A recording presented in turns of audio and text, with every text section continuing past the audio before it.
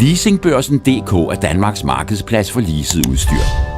Det er nemt og hurtigt at overtage en leasingaftale via Leasingbørsen.dk.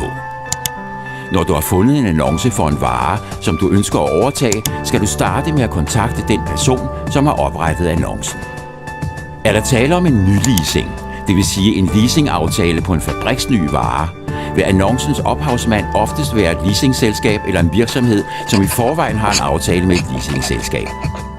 Du kan med andre ord afslutte aftalen direkte med annoncøren.